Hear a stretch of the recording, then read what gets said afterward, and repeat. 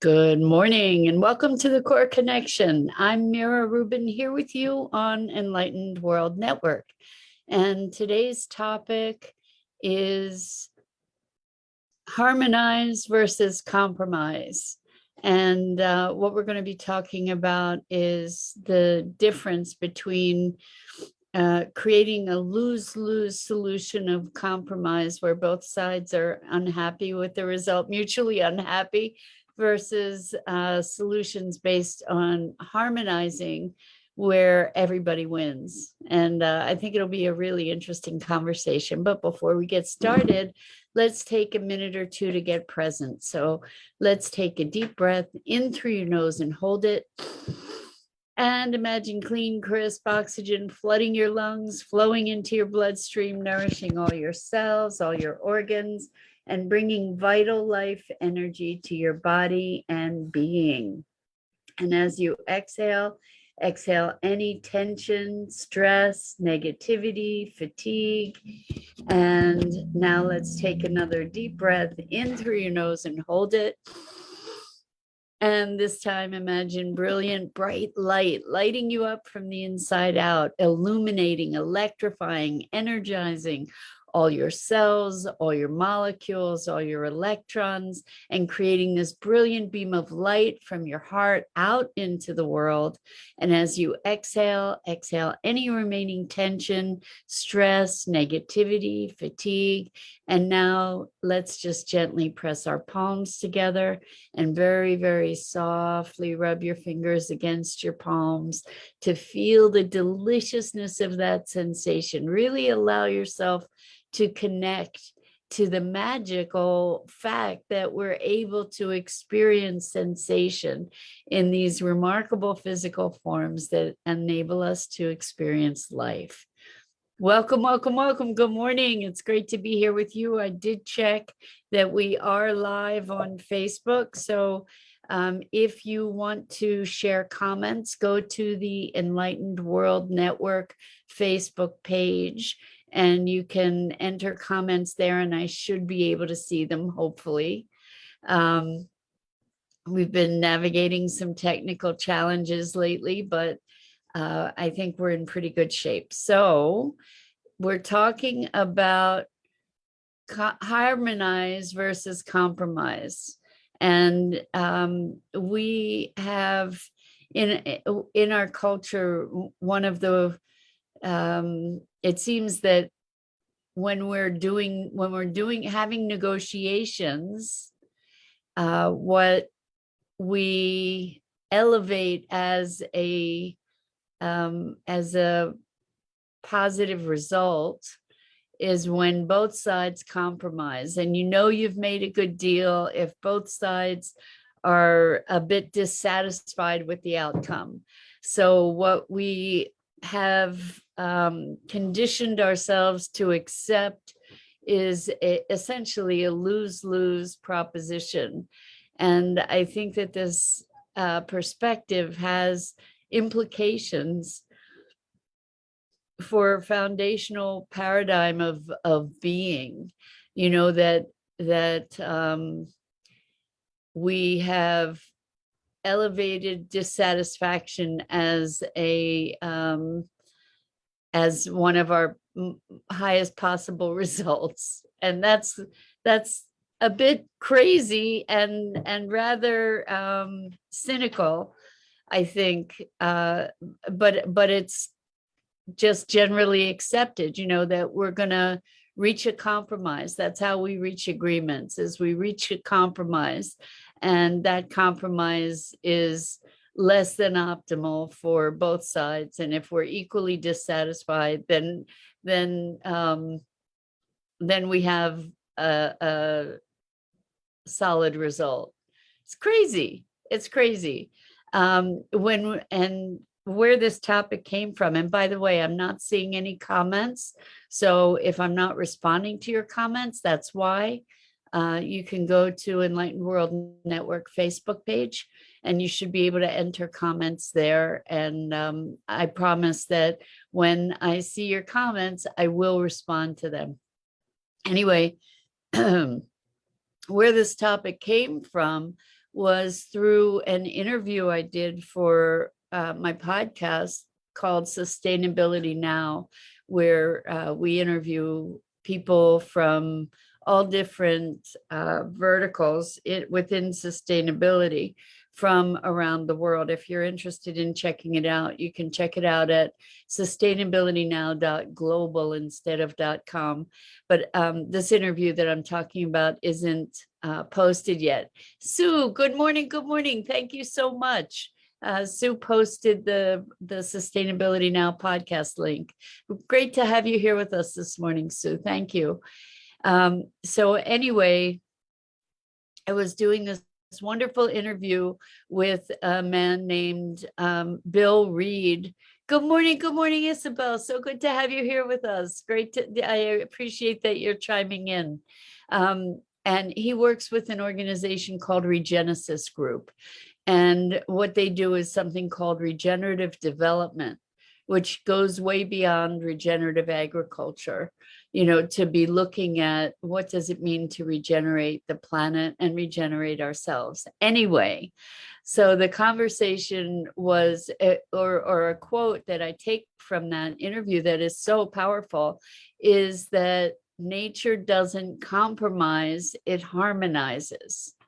And what that means is that within nature, there is an integration of all these different living systems. Good morning, Gia. So good to see you. Beautiful, beautiful. So you just got a message from EWN. I'm really delighted to be able to see you and have you joining us. So what nature does, rather than compromise, which is a lose-lose result, nature harmonizes to find out how to integrate multiple systems to work together to support each other. And if we dig a little bit more deeply into this paradigm shift, what we see is that the foundation of a compromise or lose-lose. Wow, Sue, awesome. So Sue posted the principles of regenerative development. That's awesome. Thank you so much for that. Going beyond sustainability. That's awesome.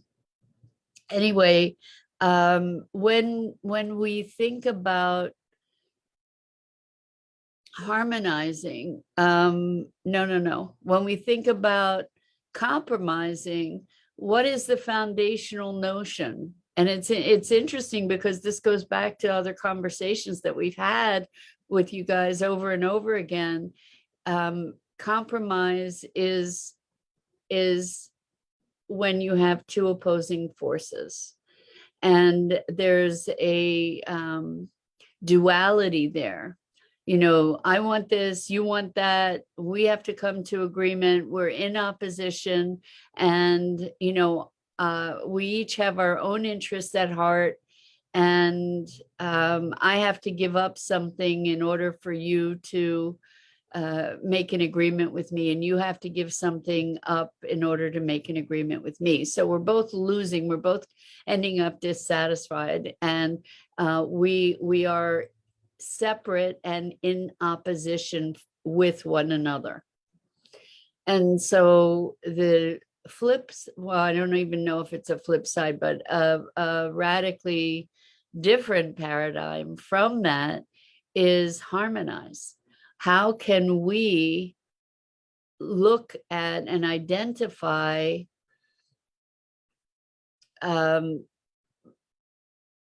ways of being and ways of interacting that align us, that put us on the same team, that work from a place of oneness and unity, and then identify processes within a bigger system, perhaps looking at a bigger picture. Instead of we have this clash over this issue, let's look at the bigger picture and see where we can align with one another to create a solution that optimizes situations for all of us. And what that may mean is shifting from the original focus into a new focus or a broader focus, That's one of the wonderful techniques for negotiation and reaching harmony, is to jump up to a higher level, because at some level we're going to find that we have values that intersect. So the idea is to transcend and evolve forward from this notion of separation to recognize that we are impacting each other all the time and that we are part of a greater whole. And this shift of paradigm from separation to connection into relationship is the foundational shift that is required, truly required, for us as a species to be able to continue to exist, let alone thrive on this spectacular planet. So much of what we have done in terms of our development has been in opposition to nature, in opposition to others. So we have othered nature, we have othered other humans. We have created this oppositional fight to survive rather than connect to survive, moving into the notion that it takes a village. So Sue, how awesome to have some input here from you. So Sue says, harmonize. How can we look at and identify ways of being and interacting that put us on the same team, and identify and see where we can align to create a solution that optimizes solutions for all of us, a wider perspective. We have values that intersect, and we can go to a higher level to harmonize. Thank you for that, Sue. Wow, that's awesome. I don't know if, is that is that like a transcription of what was said, or is that your encapsulation? I don't even know, because the words just flow. So that's awesome though, to repeat it and to include it in the chat. I so appreciate that. They're my words. Well, I don't know how you captured them so quickly, Sue. Thank you. That's amazing.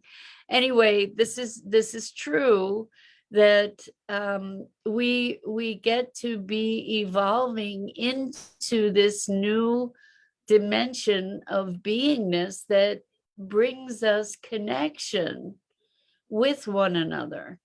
And we are, whether we recognize it or not, we are part of a greater system. We are part of an interconnected, interwoven universe, whether we are able to recognize that, whether we choose to recognize or admit it or work with it or not. And when we operate in isolation, we are like a bull in a china shop, because we are not recognizing the impact of our actions and our interactions. And we're not recognizing that our limited sight is limiting our entire possibility. So when we operate from an assumption of this interconnection and interrelationship, new possibilities arise that would never appear if we were assuming that opposition. And when we talk about, to go back to the original source of this conversation, when we talk about regeneration, what does that mean? It means it's an ongoing process. It's not a once and done. It's not, oh, I'm going to put in this system and that's going to resolve things. But regeneration is looking at this bigger system of which we are a part. And I think it's such a profound shift to make ourselves aware of how indoctrinated we are to this notion of separation. And by the way, if you guys are making comments and I'm not responding, it's because I do not see the comments. So please, if you want to write comments, I would love to respond to them. Just go to the Enlightened World Network Facebook page, because that's where we're streaming live. And if you put your comments there, then I'll be able to respond to them. So I think that this notion of separation is so pervasive that we don't even notice it. You know, we're like our notion of competition for resources. We're moving from the old notion of Darwinian evolution or survival of the fittest, you know, the way that we used to understand survival of the fittest, that it's a fight to survive, and the strongest species wins and dominates, etc. You know, from conquest and domination, which is a human concept, to collaboration and cooperation. It's a radical shift. And this is the shift of our times. This is the challenge of our times, to rise to a total transformation of perspective. Our cultures, our systems, our businesses are so built on this notion of scarcity and competition. And nature is an abundant and integrated system that we have run roughshod over by our lack of connection. Good morning, Alexandra. Thank you so much. You're so sweet. It's wonderful to see you and great to have you here with us. Thank you for chiming in. So we're talking about the shift from compromise, which is lose-lose, to harmonize, which is win-win. And you know, just the fact that we've been willing to accept the notion of lose-lose as a good resolution to conflict is sad. It's sad. We've been conditioned to believe that that's our best option when both parties go away from the table dissatisfied, versus win-win, finding a way to harmonize our interests.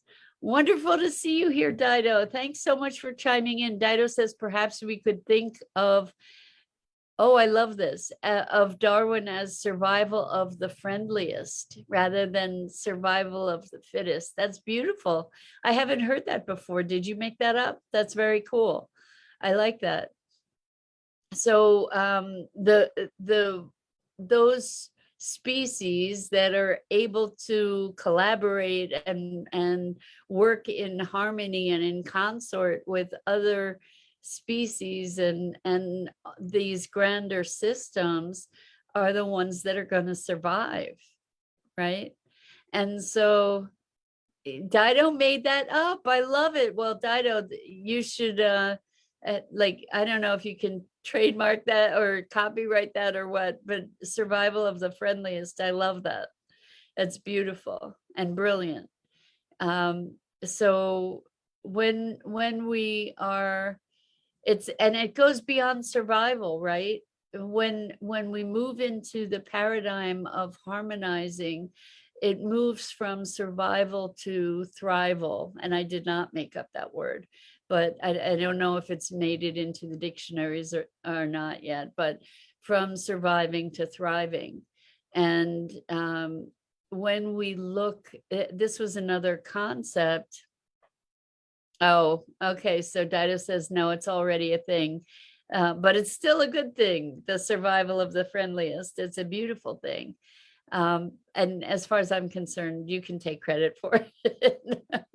Anyway, not that I have any authority in these matters, But when we look at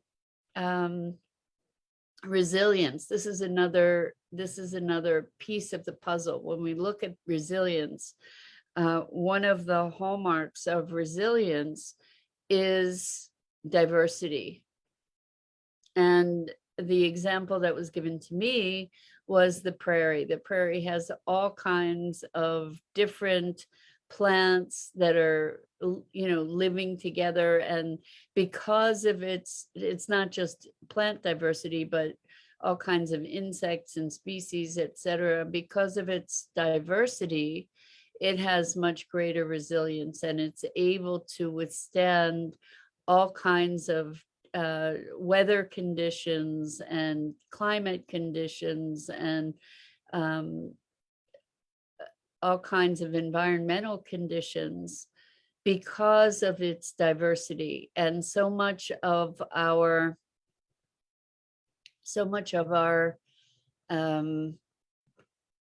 agriculture, for example, really is trying to create monocultures and eliminating a lot of that diversity, and therefore eliminating a lot of the resilience that our natural or our curated natural environment provides for us. So Alexandra says, how do you harmonize with a family member that believes that being separate is more favorable to them when they don't see the big picture, that the benefit of all is better than the benefit of one? So Alexandra, that's such a great question. And it's not an easy fix. This is a foundational shift of paradigm that needs to happen for humanity. So many of us we've been enculturated to believe that I'm separate from you and I need to protect my interests. This is what our culture is built on. So it's not in any way an easy fix. So it starts with each of us as individuals, and I think that it's an evolutionary and revolutionary process to shift our thinking from the good of ourselves to the good of the whole, and to recognize that the good of the whole impacts the good of ourselves. We're at least in the US, we have been indoctrinated to a very individualistic mindset. And it's very interesting. It's very interesting when like with the current plague, we get to look at a lot of different perspectives where some people believe that we've been told that getting the jab is serving the whole, and that it's a an action for the good of the whole, and that may be debatable. I tend to believe that that's debatable. That's me. But when we look at the larger whole, the integration of many systems, we may come to different conclusions, but it's a whole different way of being. It truly is foundationally a very different way of being. And I think it's not something that you can convince someone of. It may be, if there's room to embark on those conversations, then that might be a good place to look, is to be looking at how how we are part of a greater system, and maybe just to keep going beyond the boundaries of this whole to the next one, to the next one. We have nested systems. So I wish I had an easy answer for you, Alexandra. I certainly don't. And Isabel says, we don't come from evolution as Darwin studied as a possibility. I don't know where we come from. So Isabel says on Gaia, Greg Brandon on missing links. I think there are probably quite a few missing links. I love Greg Brandon, but um, I don't have the answers, that's for sure. So Isabel says it's a huge shift, especially at these times when people do go for the easiest options because that's how they're raised, past few generations especially. Well, yeah, this country was founded on rugged individualism, right? And oh, good, Alexandra. I'm glad to know that that was helpful. Um, we are in a shift. We are in the midst of a massive, massive paradigm shift where we're recognizing as a species that we are not separate from nature. Whether we recognize it fast enough or not is another story, but when we recognize that we need to be working in harmony with and in consort with nature and concert with nature rather than trying to dominate and control nature, the sooner we have that recognition, the better, right? And hopefully it'll be soon enough to turn things around. And we're learning a lot more. I think we're beginning to step into some humility, I hope, around our knowingness, because we have arrogantly imagined that we know how the universe works, that we know how nature works, that we know better than nature, and I see a lot of movement toward a bit of humility in being willing to learn from nature, to be asking questions, to be being curious, to be willing to be mentored by nature and its magnificent interplays and elegance and complexity. And so another part of this conversation really is moving away from our reductionist ideas, our mechanistic ideas about how things work. We had the machine age and everything was this gear intersecting with that gear, and then this is the machine, or where we take apart the body to find, the heart's having trouble, so we replace the part that's going bad rather than looking at the system that made that part go bad in the first place. And so I think we're starting, hopefully, we're starting to move into this broader awareness of being part of a whole. And that's really going to be our salvation if we can learn quickly enough to harmonize rather than compromise. And it does require a radical shift of thought and being. And in this venue here on Enlightened World Network, I think many of us are, I don't know that this community is reflective, fortunately, of that more pervasive duality. Hopefully we are on the leading edge of this transformation.